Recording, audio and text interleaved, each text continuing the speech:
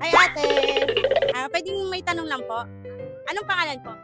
Cherise. Wow. For 500 pesos. May tanong lang po. Ano ang Tagalog ng toothpaste? Yun. Laro namin yan. Nakalimutan ko na. Sayang! Iisip mo. Yun. May tanong po yun? May tanong yun nung nag-Fun Friday kami pero Wow. nakalimutan ko na. Oh, sige, isa po. Baka maisip niyo pa. Ako idea, sorry. Thank you po. Hello po. Busy po? May tatanong lang po. Sige. For 500 pesos challenge. Anong pangalan po? Jana. Nico po. Dito.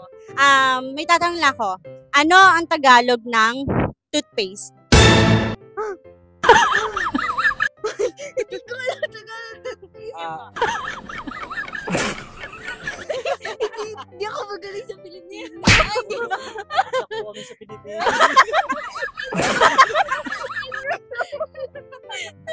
So, wala po. Wala ako. Hindi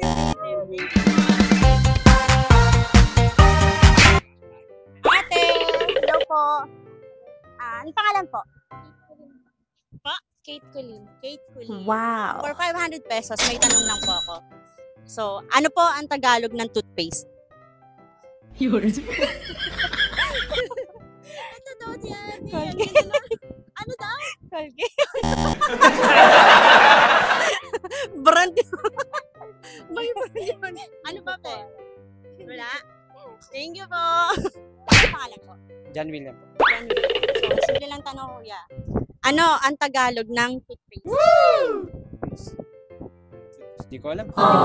Sige, pwede na mag-isip. Hindi ko alam. Hindi pa rin? Hindi. Kahit guess, kahit Wala. ano. Wala. Wala talaga may isip. Sige, thank you po. For 500 pesos, may tanong lang po ako. Anong pangalan po? Glenn Jason Carino. So, ito lang pong tanong ko.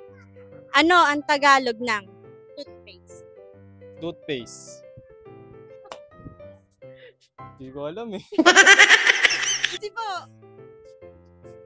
Toothpaste. Sige. Wala talaga akong idea. Thank you po.